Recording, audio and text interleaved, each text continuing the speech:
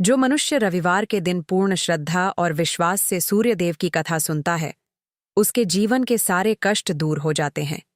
क्या आपने कभी महसूस किया है कि जीवन में इतनी मेहनत करने के बाद भी सफलता हाथ नहीं लगती? जब घर में शांति नहीं होती, धन आता तो है लेकिन टिकता नहीं, और मन हमेशा अशांत रहता है, मानो कोई अदृश्य दीवार खड़ी हो गई हो जिसे तोड़ा नहीं जा सकता। शास्त्रों में लिखा है कि रविवार का दिन स्वयं भगवान सूर्य नारायण का दिन है। इस दिन जो व्यक्ति सच्चे मन से व्रत रखता है, सूर्यदेव को जल चढ़ाता है और यह पावन कथा सुनता है, उसके घर में सुख समृद्धि का वास होता है। जब जीवन में अंधेरा छा जाए, जब हर दिशा से निराशा घेर ले, जब लगे कि अब कोई रास्ता नहीं बचा, तब सूर्यदेव ही वह प्रकाश हैं जो अंधकार को चीर कर उजाला दिखाते हैं। आज की यह कथा किसी साधारण कहानी से नहीं, बल्कि आस्था और विश्वास की उस डोर से जुड़ी है जो टूटे हुए इंसान को फिर से खड़ा कर देती है। यह कहानी है उस मनुष्य की जिसने अपने जीवन के सबसे कठिन समय में भी सूर्यदेव का नाम नहीं छोड़ा, जिसने मुसीबतों के पहाड़ देखे, धोखा खाया, लूटा गया, पीटा गया, लेकिन फिर भी अपनी आस्था पर अडिग रहा। इसीलिए अपने मन को शांत करें, सूर्यदेव का नाम लें और इस पावन कथा को पूरे ध्यान से सुनें। यह कहानी है सूरजपुर के एक गरीब बुनकर और उसकी अटूट श्रद्धा की। अगर आप भी अपने जीवन में सुख चाहते हैं, अगर आप भी चाहते हैं कि आपके दुख दूर हों, तो इस कथा को अंत तक जरूर सुनें, क्योंकि इस कथा में छिपा है वह रहस्य जो आपके जीवन को बदल सकता है। मुख्य कथा शुरू।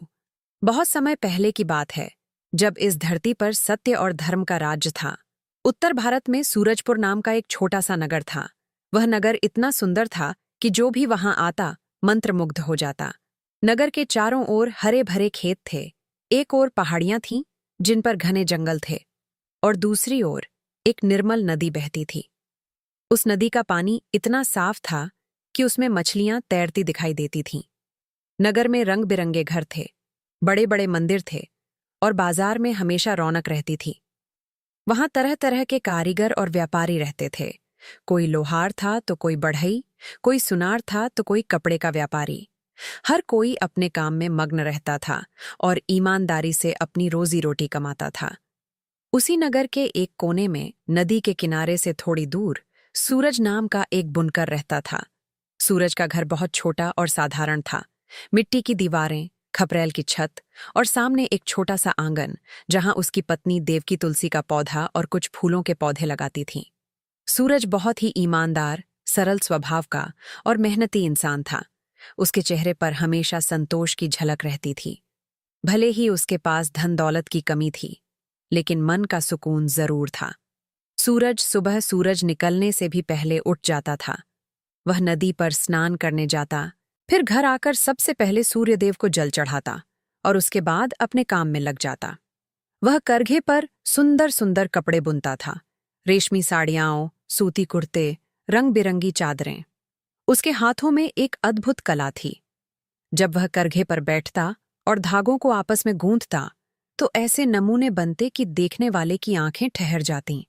उसके बुने हुए कपड़े इतने मुलायम और टिकाऊ होते थे कि सूरजपुर के लोग दूसरे बुनकरों के पास जाने की बजाय सूरज की दुकान पर ही आते थे। यहाँ तक कि नगर के अमीर लोग और बड़े व्यापारी भी सूरज के कपड़े खरीदना पसंद करते थे। सूरज के परिवार में उसकी पत्नी देवकी, उसकी बूढ़ी माँ यशोदा और उसकी 12 साल की बेटी किरण थी। देवकी बहुत ही धार्मिक और सरल स्वभाव की महिला थी। उसके चेहरे पर हमेशा एक मीठी मुस्कान रहती थी। वह बहुत मेहनती थी और घर के सारे काम बड़ी लगन से करती थी।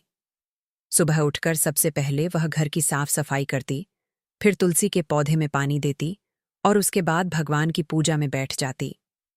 देवकी की सूर्यदेव में अटूट श्रद्धा थी। वह हर रविवार को व्रत रखती थी, चाहे कितनी भी मुसीबत क्यों न हो। उसका मानना था कि सूर्यदेव की कृपा से ही घर में सुख शांति बनी रहती है। जब वह पूजा करती तो पूरा मन लगाकर करती। उसकी भक्ति में कोई दिखावा नहीं था, सिर्फ सच्चा प्रेम था। सूरज की बूढ़ी माँ यशोदा अब बहुत कमजोर हो चुकी थी। उनके बाल सफेद हो गए थे और चेहरे पर झुर्रियां पड़ गई थीं, लेकिन उनकी आंखों में अभी भी वही चमक थी। वह अपनी बहू और पोती से बहुत प्यार करती थीं। दिन भर वह घर के एक कोने में बैठकर सूर्यदेव का नाम लेती रहती और कभी कभी बचपन की कहानियां सुनाती, जिन्हें सुनकर किरण बहुत खुश होती थी। किरण सूरज की इकलौती बेटी थी। वह बहुत ही सुंदर और सीधी लड़की थी। उसके लंबे काले बाल थे, जो वह हमेशा छोटी में बांधती थी। उसकी बड़ी बड़ी आंखें थीं, जिनमें मासूमियत झलकती थी। किरण स्कूल जाती थी और पढ़ाई में बहुत तेज थी। वह अपनी माँ की तरह ही धार्मिक थी और हर रोज सूर्यदेव को जल चढ़ाने में हाथ बटाती। किरण को अपने पिता से बहुत लगाव था। शाम को जब सूरज काम से लौटता तो किरण दौड़कर उसके पास जाती और पूछती, पिताजी, आज कैसे कपड़े बुने? सूरज उसे प्यार से गोद में उठा लेता और सारी बातें बताता। उनका घर भले ही छोटा था, लेकिन उसमें प्यार और संतोष भरपूर था। कोई किसी से जोर से नहीं बोलता था, कोई किसी से नाराज नहीं होता था। सब एक दूसरे का ख्याल रखते थे और मिलजुल कर रहते थे। पड़ोसी भी सूरज के परिवार की बहुत इज्जत करते थे, क्योंकि वे जानते थे कि यह परिवार कितना ईमानदार और सच्चा है। सूरज रोज सुबह 4 बजे उठता था, नदी पर स्नान करने जाता और वहीं से अपने काम के लिए रेशम के कीड़ों से लेकर धागे तक का इंतजाम करता। नदी का किनारा बहुत शांत और सुंदर होता था। सुबह की ठंडी हवा चलती रहती और पक्षियों की चहचहाट सुनाई देती। सूरज वहां बैठकर कुछ देर सूर्यदेव का ध्यान करता और फिर अपने करघे के लिए काम शुरू करता। वह हर रविवार को विशेष रूप से पूरे परिवार के साथ सूर्यदेव की पूजा करता, सूर्य मंत्र का जाप करता और जल चढ़ाता। लेकिन किस्मत को कुछ और ही मंजूर था। जीवन में कभी कभी ऐसे मोड़ आते हैं जब लगता है कि सब कुछ खत्म हो गया। सूरज के जीवन में भी ऐसा ही एक मोड़ आने वाला था। एक बार सूरजपुर नगर में भयंकर बाढ़ आ गई। लगातार 3 दिनों तक बारिश हुई। नदी का पानी इतना बढ़ गया कि वह किनारे से उतरकर पूरे नगर में फैल गया। सूरज का घर और उसकी दुकान, जहां उसने अपनी पूरी जिंदगी का सामान रखा था, सारे करघे, सारे कपड़े, सारे धागे, सब कुछ पानी में बह गया। रातों रात सूरज की सारी मेहनत पर पानी फिर गया। उसने जो कपड़े बुनकर रखे थे, जो ऑर्डर पूरे किए थे, जो कीमती रेशम और सूत जमा किया था, सब कुछ तबाह हो गया। जब बारिश रुकी और पानी उतरा तो सूरज ने अपनी दुकान देखी। वहां सिर्फ कीचड़ और मलबा बचा था। करघा टूटा हुआ था, कपड़े फटे और बिखरे पड़े थे, रेशम के धागे गंदगी में मिल गए थे। सूरज के पैर जमीन पर गड़ गए। उसके हाथ पैर कांपने लगे। उसने अपना सिर पकड़ लिया और वहीं जमीन पर बैठ गया। उसकी आंखों से आंसू बहने लगे। वह सोच रहा था, अब मैं क्या करूंगा? मैंने सारी जिंदगी यह दुकान बनाने में लगा दी। अब सब कुछ खत्म हो गया। मेरे पास इतने पैसे भी नहीं हैं कि नया करघा खरीद सकूं। मेरे परिवार का क्या होगा? बूढ़ी माँ का, पत्नी और बेटी का क्या होगा? सूरज घंटों वहीं बैठा रोता रहा। उसे समझ नहीं आ रहा था कि किससे मदद मांगे।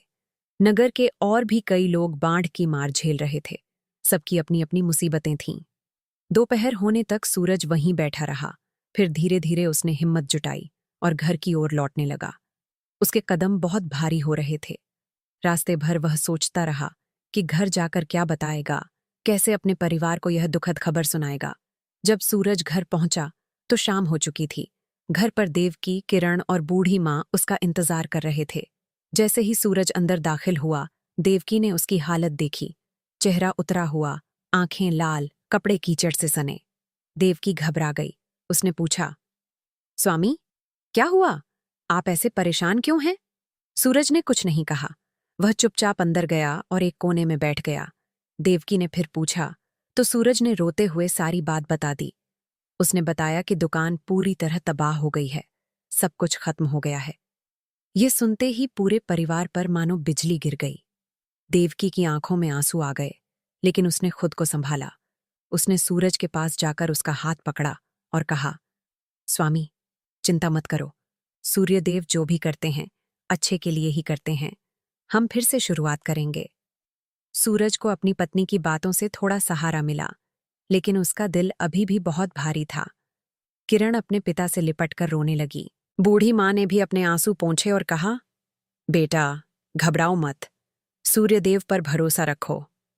लेकिन असली मुसीबत तो अभी शुरू होने वाली थी। बाढ़ की वजह से सूरजपुर नगर में बहुत तबाही हुई थी। कई घर टूट गए, दुकानें बर्बाद हो गईं, फसलें नष्ट हो गईं। पूरा नगर अपने घरों की मरम्मत में व्यस्त हो गया। लोगों के पास अपनी जरूरतों के लिए भी मुश्किल से पैसे थे।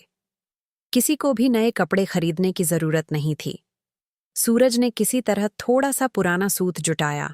उसने अपने एक पड़ोसी से एक पुराना टूटा फूटा करघा उधार लिया और फिर कुछ छोटे छोटे कपड़े बुनने शुरू किए। दिन भर मेहनत करके वह एक दो कपड़े ही बना पाता था। फिर वह उन कपड़ों को सिर पर टोकरी में रखकर गली गली घूमने लगता। हर घर में जाता, हाथ जोड़कर विनती करता कि उसके कपड़े खरीद लें।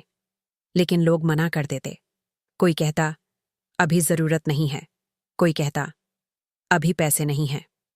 पूरा दिन घूमने के बाद सूरज के एक दो कपड़े ही बिक पाते थे, और जो पैसे मिलते वे इतने कम होते कि घर का खर्च चलाना मुश्किल हो जाता। कभी कभी तो सूरज खाली हाथ लौटता, और ऐसे में घर में खाने के लिए भी कुछ नहीं होता। धीरे धीरे सूरज के घर की हालत बिगड़ती चली गई।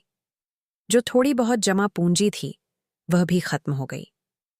अब घर में 2 वक्त की रोटी तो दूर, एक वक्त भी मुश्किल से मिल पाता था।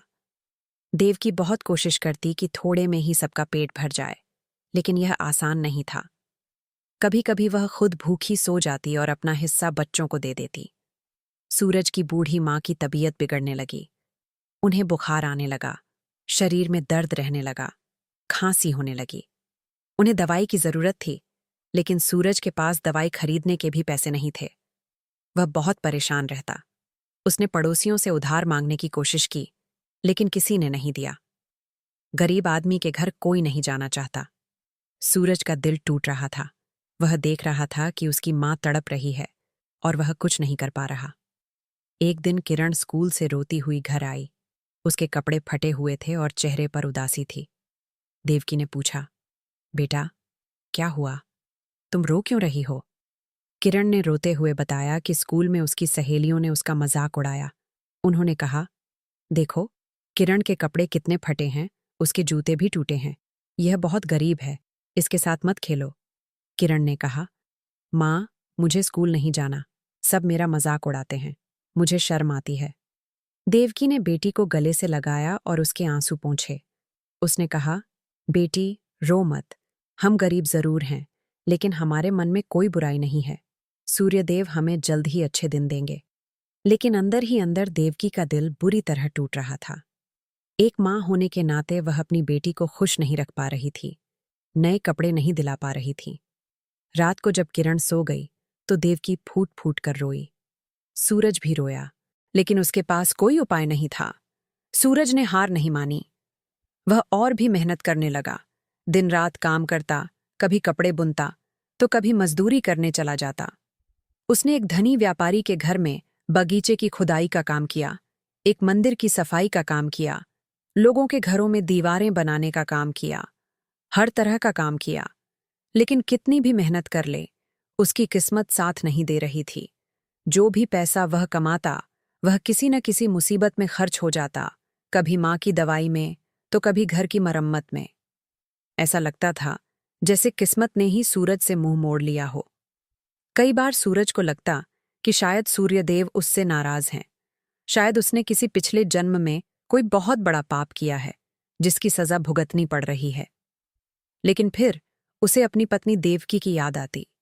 देवकी का विश्वास और भक्ति उसे हिम्मत देती। देवकी ने कभी शिकायत नहीं की। वह हर रविवार का व्रत बिना नागा रखती थी।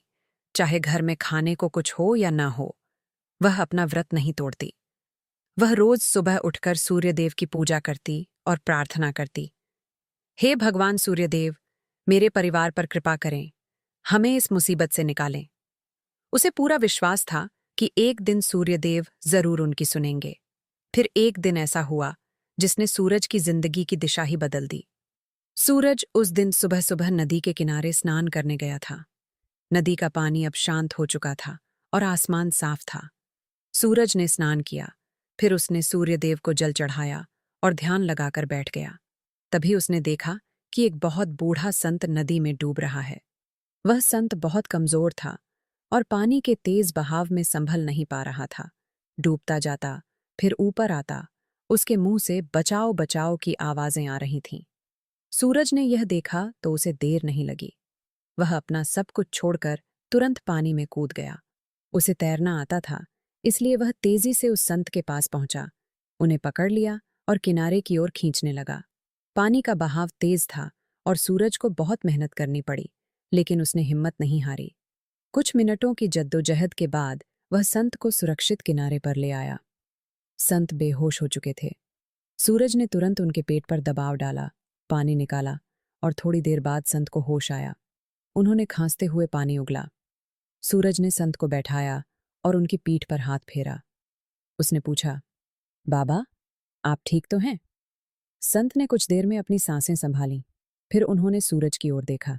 उनकी आंखों में एक अजीब सा तेज था। वे बहुत बूढ़े दिख रहे थे। उनके बाल और दाढ़ी सफेद, माथे पर तिलक, गले में रुद्राक्ष की माला और शरीर पर भगवा वस्त्र। उनके कपड़े भीगे हुए थे। सूरज ने कहा, बाबा, आप यहाँ रुकिए, मैं आपके लिए कुछ लाता हूँ। वह दौड़कर अपने घर गया और वहां से सूखे कपड़े लेकर आया। संत को पहनाए, फिर गर्म पानी लाया। संत ने गर्म पानी पिया तो उन्हें थोड़ा आराम मिला। कुछ देर बाद जब वे पूरी तरह होश में आए तो उन्होंने सूरज से पूछा, बेटा, तुमने मेरी जान बचाई। तुम्हारा नाम क्या है? सूरज ने हाथ जोड़कर कहा, बाबा, मेरा नाम सूरज है। मैं एक गरीब बुनकर हूं। यह तो मेरा कर्तव्य था। आप बड़े हैं, संत हैं, आपकी सेवा करना मेरा धर्म है। संत ने गहरी नजरों से सूरज को देखा। उन्होंने कहा, कर्तव्य हर कोई नहीं निभाता बेटा, खासकर तब जब खुद की हालत ठीक न हो। मैं देख रहा हूं कि तुम बहुत परेशान हो। तुम्हारे चेहरे पर चिंता की लकीरें हैं। सूरज ने आश्चर्य से देखा। संत कैसे जानते हैं कि वह परेशान है? उसने कहा, बाबा, परेशानी तो है, लेकिन सूर्यदेव जो करते हैं अच्छे के लिए ही करते हैं। मैं उन पर विश्वास रखता हूं। संत ने मुस्कुराते हुए कहा, बहुत अच्छी बात है बेटा। विश्वास ही सबसे बड़ी ताकत है। जो व्यक्ति मुसीबत में भी भगवान पर विश्वास रखता है वह कभी हारता नहीं। फिर संत ने सूरज से उसकी पूरी कहानी सुनी, दुकान के बर्बाद होने की, करीबी की, परिवार की मुसीबतों की। सूरज ने सब कुछ बता दिया, माँ की बीमारी, बेटी के मजाक उड़ाए जाने का दर्द, देवकी के अटूट विश्वास की बात। संत ने बहुत ध्यान से सब सुना। फिर उन्होंने कहा, बेटा, तुम्हारा जीवन बहुत कठिन दौर से गुजर रहा है, लेकिन याद रखना, जो व्यक्ति मुसीबत में भी दूसरों की मदद करता है, सूर्यदेव उसे कभी नहीं छोड़ते। तुमने आज मेरी जान बचाई, इसका फल तुम्हें जरूर मिलेगा। सूरज ने कहा, बाबा, मैंने कोई एहसान नहीं किया, यह तो इंसानियत का फर्ज था। संत ने सूरज के सिर पर हाथ रखा और कहा, बेटा, इसी इंसानियत की आजकल बहुत कमी है। लोग अपने स्वार्थ में इतने अंधे हो गए हैं कि किसी की मदद नहीं करते, लेकिन तुम अलग हो। तुम्हारे मन में सच्चाई है, दया है। फिर संत ने अपनी झोली से एक छोटा सा लाल कपड़े में लिपटा हुआ पत्थर निकाला। वह पत्थर देखने में बहुत साधारण था, भूरे रंग का, चिकना, लेकिन उसमें से एक अजीब सी चमक आ रही थी। उन्होंने वह पत्थर सूरज के हाथ में रखते हुए कहा, बेटा, यह कोई साधारण पत्थर नहीं है। यह सूर्यदेव के मंदिर के शिखर से लाया गया पवित्र पत्थर है। इसे सूर्य किरण शिला कहते हैं। जब भी तुम्हें लगे कि सब कुछ खत्म हो गया है, तो इस पत्थर को हाथ में लेकर एयूएम सूर्याय नमः का जाप करना। सूर्यदेव तुम्हारी जरूर सुनेंगे।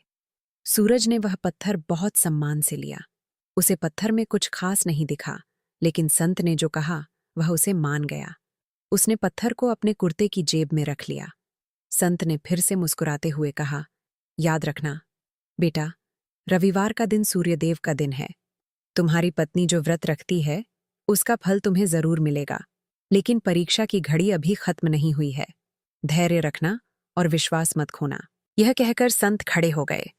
उन्होंने सूरज को आशीर्वाद दिया और फिर धीरे धीरे वहां से चले गए। सूरज उन्हें जाते हुए देखता रहा। उसे संत की बातें बहुत रहस्यमय लग रही थीं। परीक्षा की घड़ी अभी खत्म नहीं हुई है, इसका क्या मतलब था? क्या अभी और मुसीबतें आने वाली हैं? लेकिन कितनी और मुसीबतें? उसके मन में डर भी था और उत्सुकता भी। शाम को जब वह घर लौटा तो उसने देवकी को सब कुछ बताया। देवकी ने बहुत ध्यान से सुना। फिर वह पत्थर देखा और उसे अपने माथे से लगाया। उसने कहा, स्वामी, यह कोई साधारण संत नहीं थे। मुझे लगता है कि यह स्वयं सूर्यदेव थे जो हमारी परीक्षा लेने आए थे। आपने उन्हें बचाकर बहुत अच्छा किया। अब आप देखना, जल्द ही हमारे अच्छे दिन आएंगे। सूरज ने उस पत्थर को पूजा घर में रख दिया। उसने सूर्यदेव को प्रणाम किया और प्रार्थना की, हे सूर्यदेव, अगर सचमुच आप ही संत के रूप में आए थे तो कृपा करके हमारी मदद करें। लेकिन कुछ दिन बीत गए और सूरज की हालत में कोई खास सुधार नहीं आया, बल्कि परेशानी और बढ़ गई। घर में अनाज खत्म हो रहा था। सूरज की मां की तबीयत और बिगड़ गई। अब उन्हें तेज बुखार रहने लगा था और खांसी इतनी बढ़ गई थी कि रातों को नींद नहीं आती थी। एक दिन बाजार में सूरज ने सुना कि सूरजपुर नगर के राजा महाराज सूर्यवर्मन ने एक बड़ी घोषणा करवाई है। राजा के राज्य में एक बड़ा सूर्य मंदिर बन रहा था और उस मंदिर के प्राण प्रतिष्ठा समारोह में राजा पूरे नगर को भव्य भोज देने वाले थे। इसके लिए हजारों लोगों को खाना खिलाने के लिए बर्तनों की जरूरत थी। बड़े बड़े हांडी, थालियां, गिलास, कलश, हर तरह के बर्तन। राजा ने घोषणा की कि वह नगर के सभी कुम्हारों और बर्तन बनाने वालों से ये बर्तन मंगवाएंगे और जो सबसे अच्छे और सबसे सस्ते बर्तन बनाएगा उसे विशेष इनाम दिया जाएगा। 500 स्वर्ण मुद्राएं और राज्य का एक गांव। यह खबर सुनकर सूरज के मन में उम्मीद की एक किरण जगी। 500 स्वर्ण मुद्राएं, उससे वह नया करघा खरीद सकता था, मां का इलाज करवा सकता था, बेटी के लिए नए कपड़े ला सकता था और घर फिर से बसा सकता था। लेकिन सूरज कुम्हार नहीं था, वह बुनकर था। उसने कभी मिट्टी के बर्तन नहीं बनाए थे। फिर उसने सोचा, जब वह कपड़े बुन सकता है तो बर्तन बनाना भी सीख सकता है। आखिरकार हाथों का काम तो है। उसने फैसला किया कि वह यह मौका नहीं छोड़ेगा। उसने सोचा, सूर्यदेव ने उसे यह अवसर दिया है, उसे लेना ही चाहिए। सूरज ने तुरंत घर आकर देवकी को यह खबर सुनाई। देवकी पहले तो हैरान हुई, स्वामी, आप तो बुनकर हैं, बर्तन कैसे बनाएंगे? लेकिन फिर उसने कहा, लेकिन अगर सूर्यदेव चाहें तो कुछ भी हो सकता है। आप कोशिश कीजिए, मैं आपके साथ हूं। सूरज ने मिट्टी लानी शुरू की। उसने पड़ोसी कुम्हार से थोड़ी मिट्टी उधार ली, एक पुराना चाक जुटाया और बर्तन बनाना सीखने लगा। पहले तो उसके हाथ से कुछ नहीं बनता था। मिट्टी बिखर जाती, बर्तन टेढ़े मेढ़े बनते, चाक पर संतुलन नहीं बनता था। लोग उसका मजाक उड़ाते थे, अरे देखो, यह बुनकर कुम्हारी करने लगा है, इससे क्या बनेगा? लेकिन सूरज ने हार नहीं मानी। वह दिन रात अभ्यास करता रहा। रातों को जब सब सो जाते, सूरज चाक पर बैठा रहता, मिट्टी गूंथता, बर्तन बनाता, बिगाड़ता, फिर बनाता। उसके हाथों में छाले पड़ गए, उंगलियां सूज गईं, पीठ में दर्द होने लगा, लेकिन उसने कभी अभ्यास नहीं छोड़ा। देवकी भी उसकी पूरी मदद करती, मिट्टी साफ करती, पानी लाती, बर्तन सुखाती। किरण भी हाथ बटाती, छोटे छोटे दिए बनाना सीख गई। बूढ़ी माँ बिस्तर पर पड़ी पड़ी सूरज को आशीर्वाद देती और कहती, बेटा, सूर्यदेव तुम्हारी मेहनत जरूर रंग लाएंगे। 1 महीने की कठिन मेहनत के बाद सूरज ने बर्तन बनाना सीख लिया। उसने सुंदर हांडी, थालियां, कलश और गिलास बनाए, सादे लेकिन बहुत मजबूत और चिकने। उसने उन्हें धूप में सुखाया, भट्ठे में पकाया और जब वे तैयार हो गए तो सूरज को अपनी आंखों पर विश्वास नहीं हुआ। वे बर्तन सचमुच बहुत अच्छे थे, देखने में साधारण लेकिन हाथ लगाने पर मुलायम और इतने मजबूत कि जमीन पर गिरने से भी न टूटें। प्रतियोगिता के दिन सूरज अपने बर्तनों को सिर पर रखकर राजमहल की ओर चल पड़ा। रास्ता लंबा था, बर्तन भारी थे और धूप तेज थी। सूरज के पैरों में छाले पड़ गए, गर्दन में दर्द होने लगा, लेकिन वह चलता रहा।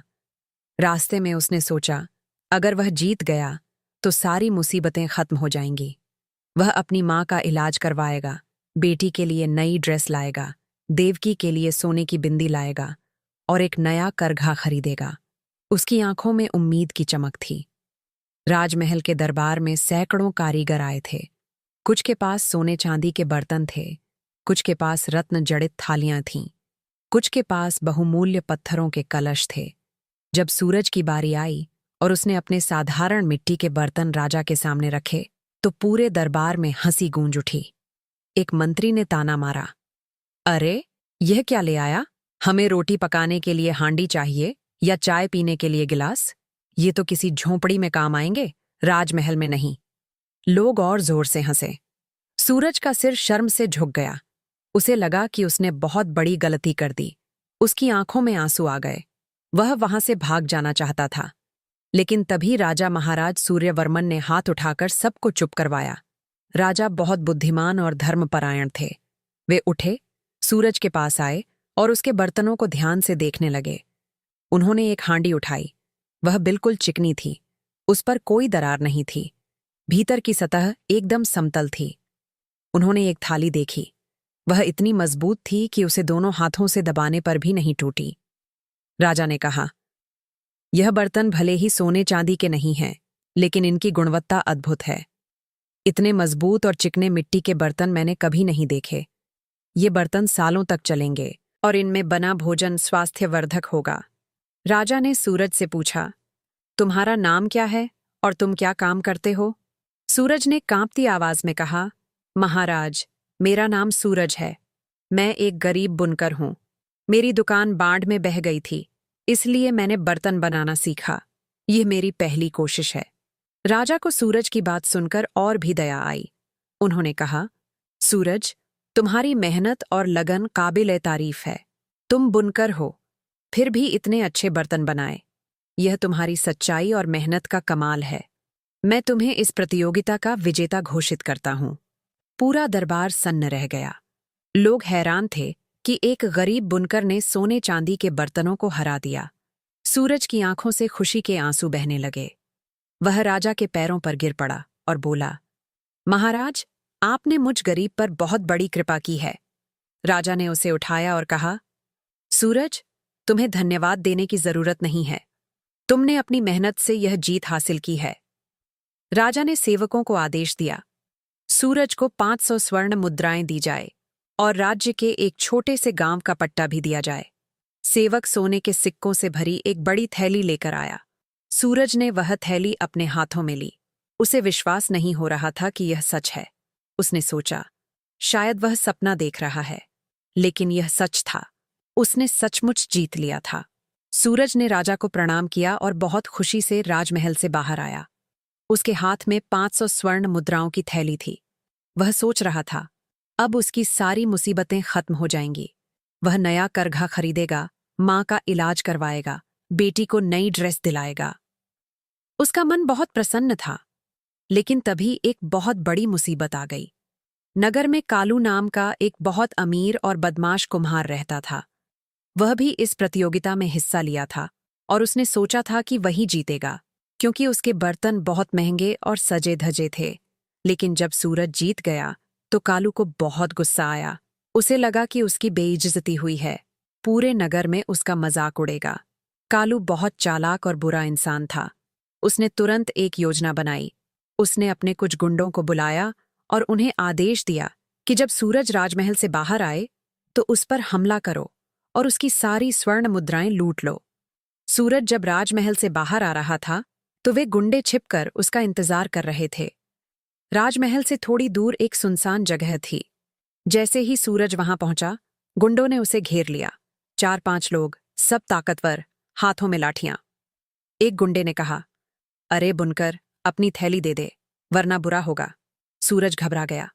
उसने हाथ जोड़कर कहा, भाई साहब, ये मेरी मेहनत की कमाई है, मुझे जाने दो। मेरी माँ बीमार है, मेरी बेटी भूखी है। लेकिन गुंडों ने उसकी एक न सुनी। उन्होंने सूरज पर हमला कर दिया। लाठियां बरसाने लगे। सूरज ने बचने की बहुत कोशिश की, दौड़ने की कोशिश की, लेकिन गुंडों ने उसे घेर लिया। उन्होंने उसके सिर पर, पीठ पर, पैरों पर लाठियां मारी। सूरज दर्द से चिल्लाने लगा, बचाओ बचाओ। लेकिन वहां कोई नहीं था। गुंडों ने उसकी थैली छीन ली, उसके कपड़े फाड़ दिए और उसे जमीन पर पटक दिया। सूरज वहीं जमीन पर घायल पड़ा रह गया। उसका पूरा शरीर लहूलुहान हो गया था। सिर से खून बह रहा था। हाथ पैर में चोटें लगी थीं। गुंडे उसकी स्वर्ण मुद्राओं की थैली लेकर भाग गए। सूरज की सारी मेहनत, सारी उम्मीदें एक पल में लुट गईं। वह वहीं पड़ा रहा, बेहोश। कुछ देर बाद उसे थोड़ा होश आया। उसने अपने चारों ओर देखा। सब कुछ धुंधला दिख रहा था। उसने अपनी थैली ढूंढी, लेकिन वहां कुछ भी नहीं था। सब कुछ लूट चुका था। सूरज बुरी तरह टूट गया। उसे लगा कि सूर्यदेव ने उसके साथ बहुत बड़ा अन्याय किया है। उसने इतनी मेहनत की, 1 महीने तक दिन रात अभ्यास किया, बर्तन बनाए, राजा को खुश किया, लेकिन सब बेकार हो गया। वह रोने लगा। उसके मन में गुस्सा, निराशा और बेबसी भर गई। उसने अपनी किस्मत को कोसना शुरू कर दिया। उसने आसमान की ओर देखा और चिल्लाकर कहा, हे सूर्यदेव, यह कैसा खेल है? मैंने क्या गुनाह किया है? मैंने तो हमेशा सच्चाई से काम किया, दूसरों की मदद की, फिर मेरे साथ ही ऐसा क्यों हो रहा है? लेकिन आसमान से कोई जवाब नहीं आया। सूरज को लगा कि सूर्यदेव ने उसे छोड़ दिया है। किसी तरह लड़खड़ाते हुए वह उठा और घर की ओर चलने लगा। रास्ते भर वह सोचता रहा कि अपने परिवार को क्या मुंह दिखाएगा। वह इतनी उम्मीद लेकर गया था, सबने सोचा था कि अब अच्छे दिन आ गए, और वह खाली हाथ लौट रहा था। उसके कपड़े फटे हुए थे, शरीर घायल था, मन टूटा हुआ था। शाम होते होते सूरज घर पहुंचा। देवकी, किरण और बूढ़ी माँ बेसब्री से उसका इंतजार कर रहे थे। उन्हें लग रहा था कि सूरज जीत गया होगा और खुशखबरी लेकर आएगा। लेकिन जैसे ही उन्होंने सूरज की हालत देखी, चेहरा सूजा हुआ, कपड़े फटे, खून के धब्बे, उनकी खुशी गायब हो गई। देवकी दौड़कर उसके पास आई और घबराकर बोली, स्वामी, यह क्या हो गया? आपकी यह हालत कैसे हुई? आप जीते या नहीं? सूरज ने रोते हुए सब कुछ बता दिया। कैसे वह जीता, कैसे उसे 500 स्वर्ण मुद्राएं मिलीं, और कैसे रास्ते में गुंडों ने उसे पीटकर सब लूट लिया। यह सुनते ही पूरे परिवार पर मानो आसमान टूट पड़ा। देवकी की आंखों से आंसू बहने लगे। किरण अपने पिता से लिपटकर जोर जोर से रोने लगी। बूढ़ी माँ ने अपनी छाती पीट ली। इतनी मेहनत, इतनी उम्मीदें, सब कुछ एक पल में बर्बाद। उस रात सूरज को बहुत तेज बुखार आया। उसके शरीर पर चोटें बहुत दर्द दे रही थीं। देवकी ने पूरी रात उसकी सेवा की। माथे पर ठंडे पानी की पट्टी रखी, घावों पर हल्दी का लेप लगाया, पानी पिलाया। लेकिन सूरज का दर्द सिर्फ शरीर का नहीं था, उसका मन बुरी तरह टूट चुका था। उसे लगने लगा कि सूर्यदेव सचमुच उससे नाराज हैं, वरना इतनी मेहनत के बाद भी उसे सफलता क्यों नहीं मिली। अगले दिन रविवार था। देवकी सुबह बहुत जल्दी उठी। भले ही घर में इतनी बड़ी मुसीबत आई थी, भले ही खाने को कुछ नहीं था, लेकिन उसने अपना रविवार का व्रत नहीं तोड़ा। उसका विश्वास अटल था। उसने घर की साफ सफाई की, पूजा घर में दिया जलाया और सूर्यदेव की मूर्ति पर जल चढ़ाया। वह संत का दिया हुआ पत्थर भी वहीं रखा था। देवकी ने उस पत्थर को हाथ में लिया, आंखें बंद कीं और बहुत श्रद्धा से प्रार्थना करने लगी। उसके मुंह से शब्द फूटे, हे सूर्यदेव, हे भगवान सूर्य नारायण, अब आप ही हमारा सहारा है। मेरे पति की मेहनत बेकार हो गई। हम जीते, लेकिन फिर भी हार गए। हमारे पास अब कुछ भी नहीं बचा, खाने को भी नहीं है, लेकिन फिर भी मेरा आप पर विश्वास है। मुझे पता है कि आप हमें कभी निराश नहीं करेंगे। आप परीक्षा ले रहे हैं तो लीजिए, हम सब सहने के लिए तैयार हैं। लेकिन कृपया हमें इतना बल दीजिए कि हम टूटे नहीं। कृपया हमारी सुनिए प्रभु। देवकी की आवाज भर्रा गई। वह रोते रोते प्रार्थना करती रही। उसकी प्रार्थना में इतनी सच्चाई, इतनी गहराई थी कि उस पल पूरा घर एक पवित्रता से भर गया। उधर सूरज बिस्तर पर पड़ा था। उसका बुखार अभी भी नहीं उतरा था। शरीर में दर्द था, मन में निराशा थी। वह बहुत कमजोर हो गया था। कई दिनों से ठीक से खाना नहीं मिला था। घर में अनाज खत्म हो चुका था। देवकी ने पड़ोसियों से उधार मांगने की कोशिश की, लेकिन किसी ने मदद नहीं की। सब अपनी अपनी मुसीबतों में व्यस्त थे। किरण भूख से बिलख रही थी। बूढ़ी माँ की हालत भी बहुत खराब थी। पूरे घर में एक अजीब सी उदासी और मातम छाया हुआ था। देवकी समझ नहीं पा रही थी कि अब क्या करे। तभी उसे अपने गले की मंगलसूत्र की डोरी याद आई। उसमें छोटे छोटे सोने के दाने लगे थे, जो उसकी शादी में उसकी माँ ने दिए थे। देवकी के लिए वे बहुत कीमती थे। वह उन्हें अपनी जान से भी प्यार करती थी। लेकिन उस समय परिवार को खाने की जरूरत थी। उसने फैसला किया, वह अपना मंगलसूत्र बेच देगी। उसने आंसू पोंछे, मंगलसूत्र उतारा और बाजार की ओर चल पड़ी। बाजार में उसने एक सुनार की दुकान पर मंगलसूत्र दिखाया। वह सुनार बहुत लालची था। उसने मंगलसूत्र को तौला और बहुत कम कीमत बताई। देवकी को पता था कि वह ठग रहा है, लेकिन उसके पास और कोई रास्ता नहीं था। उसने दुखी मन से वह मंगलसूत्र बेच दिया। जो पैसे मिले उससे उसने थोड़ा सा आटा, दाल और किरण के लिए कुछ मिठाई खरीदी। बच्चा थी, बहुत दिनों से मिठाई नहीं खाई थी। वह घर की ओर लौट रही थी कि रास्ते में उसे एक बूढ़ा भिखारी दिखा। वह भिखारी बहुत बूढ़ा और कमजोर था। कपड़े फटे हुए, हड्डियां दिख रही थीं, आंखें ढंसी हुई थीं और वह भूख से तड़प रहा था। उसने देवकी से भीख मांगी। माताजी, मुझे 3 दिन से कुछ खाने को नहीं मिला, कृपा करके कुछ दे दो। देवकी के पास तो खुद के लिए ही बहुत कम अनाज था।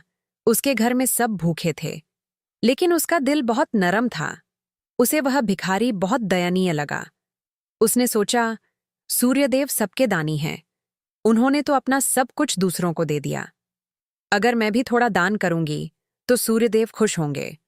उसने अपनी पोटली खोली, उसमें से आधा आटा और आधी दाल निकालकर उस भिखारी को दे दी। भिखारी की आंखों में खुशी के आंसू आ गए।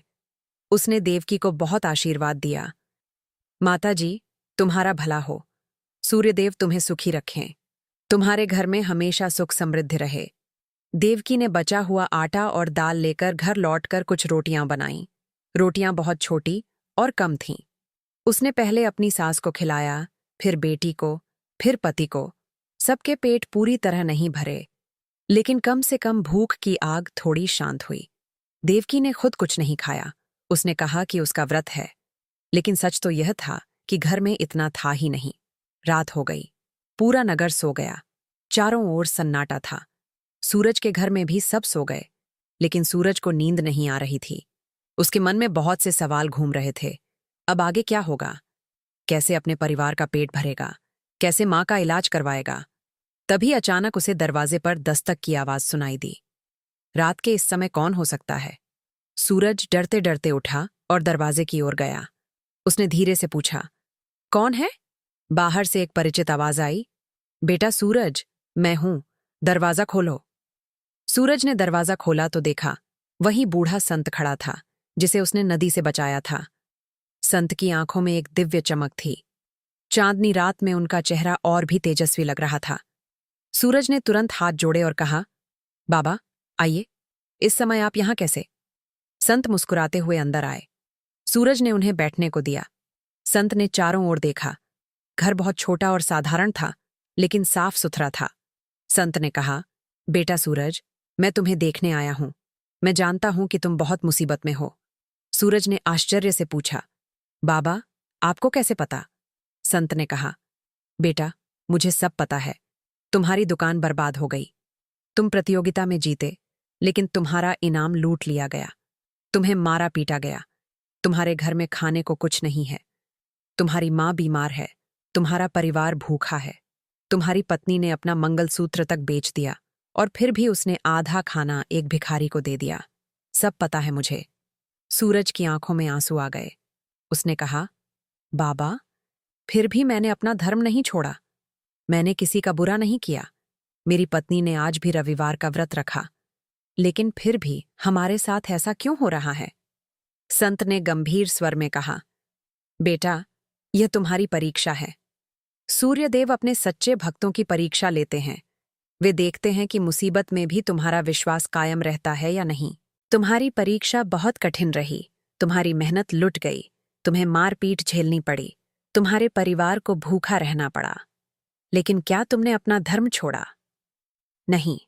तुम्हारी पत्नी ने आज भी व्रत रखा और अपना आखिरी अनाज एक जरूरतमंद को दान कर दिया। यह तुम्हारी सच्ची परीक्षा थी और तुम पास हो गए। अब तुम्हारे दुख के दिन खत्म होने वाले हैं।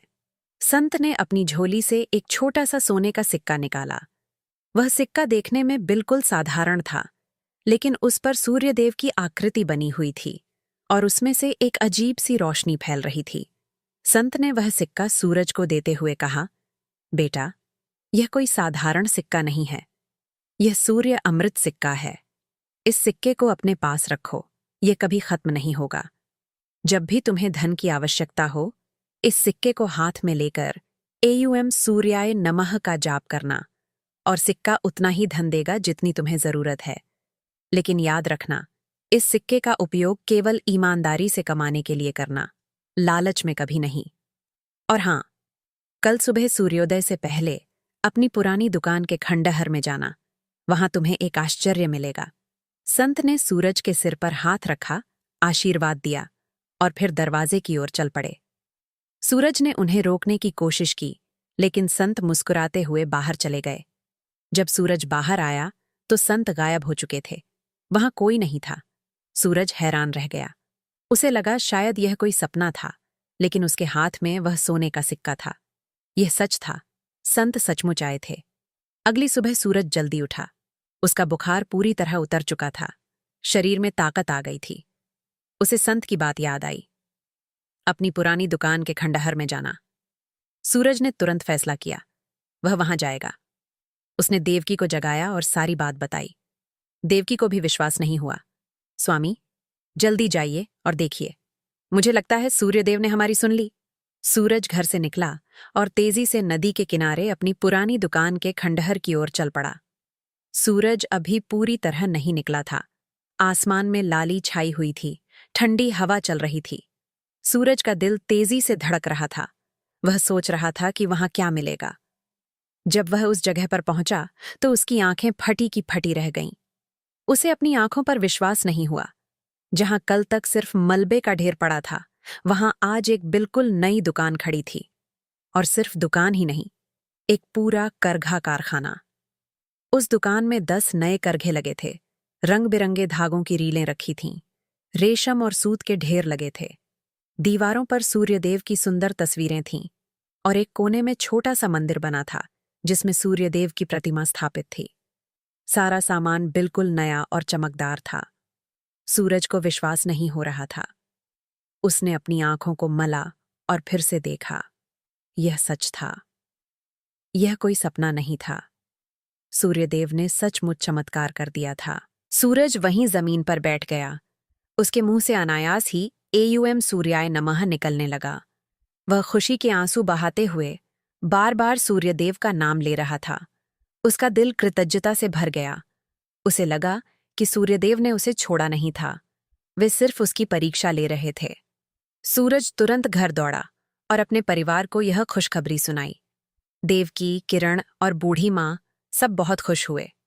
देवकी ने कहा, मैंने कहा था ना, सूर्यदेव हमारी सुनेंगे। उन्होंने हमारी सुन ली। अब हमारे अच्छे दिन आ गए। सूरज ने तुरंत काम शुरू कर दिया। उसने संत का दिया हुआ सिक्का अपने पास रखा। जब भी उसे कच्चे माल के लिए पैसों की जरूरत होती, वह सिक्के का जाप करता और सिक्का उतना धन दे देता। लेकिन सूरज ने कभी लालच नहीं किया। वह उतना ही लेता जितनी जरूरत होती। उसने नए करघों पर काम शुरू किया।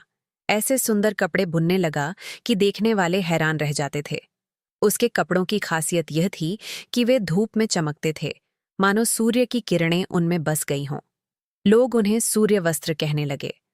खबर दूर दूर तक फैल गई। लोग सूरज के कपड़े खरीदने के लिए दूर दूर से आने लगे।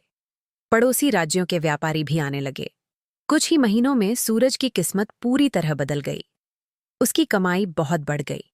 अब उसके पास पैसों की कोई कमी नहीं थी। उसने सबसे पहले अपनी माँ का इलाज करवाया। नगर के सबसे अच्छे वैद्य को बुलाया, जिन्होंने बूढ़ी माँ को दवाइयां दीं। कुछ ही दिनों में माँ की तबीयत सुधर गई।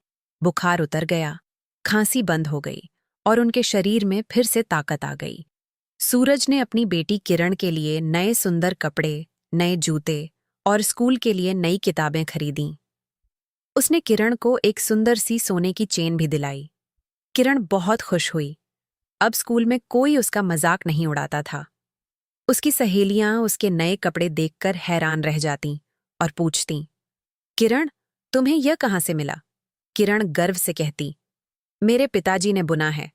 सूरज ने अपने घर की मरम्मत करवाई, नई दीवारें बनवाईं, छत ठीक करवाई, घर को रंगवाया।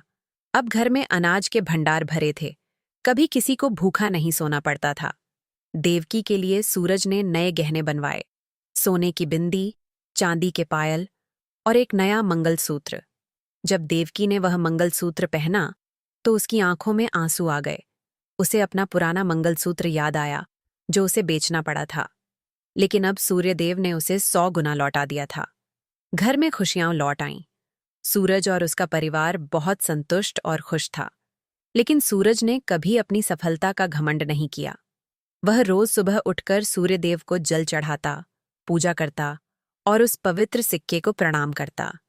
उसे हमेशा याद रहता कि यह सब सूर्यदेव की कृपा से ही मिला है। देवकी ने भी अपना रविवार का व्रत कभी नहीं छोड़ा। वह हर रविवार को व्रत रखती और सूर्य देव का शुक्रिया अदा करती। सूरज ने गरीबों की मदद करना भी नहीं छोड़ा। वह अपनी कमाई में से नियमित रूप से दान करता। जो भी भिखारी उसकी दुकान पर आता, उसे खाली हाथ नहीं जाने देता। उसने नगर में एक अन्न क्षेत्र खोला, जहां गरीब लोगों को मुफ्त भोजन मिलता था। उसने कई गरीब बच्चों को स्कूल भेजने का खर्च उठाया। उसकी दुकान पर काम करने वाले मजदूरों को उचित वेतन मिलता था और वह उनकी अच्छी देखभाल करता था।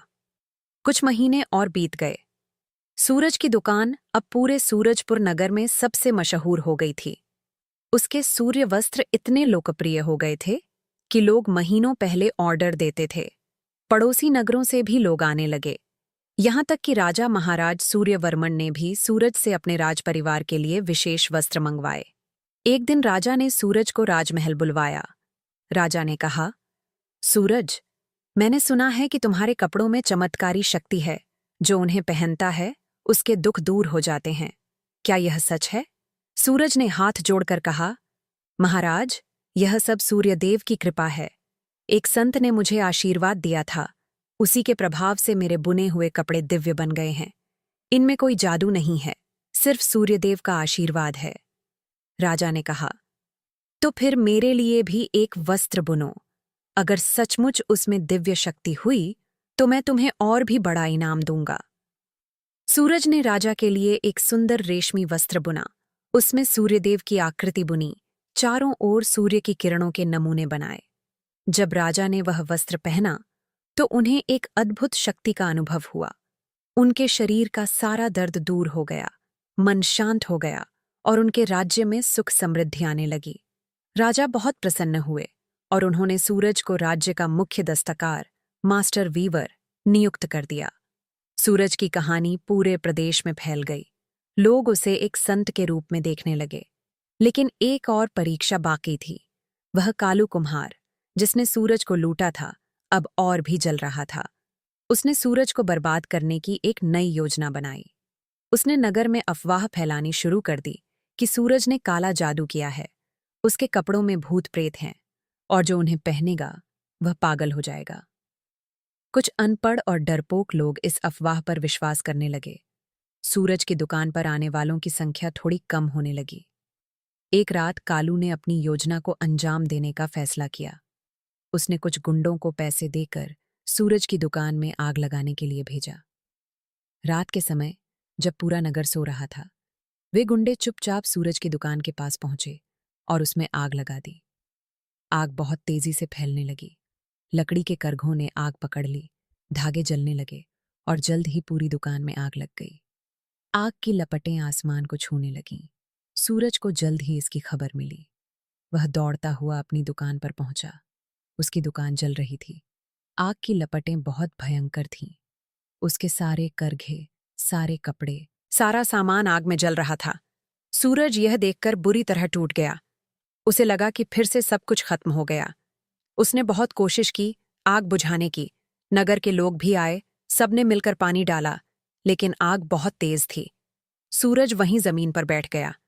उसकी आंखों में आंसू थे। उसने आसमान की ओर देखा और चिल्लाकर कहा, हे सूर्यदेव, यह कैसा खेल है?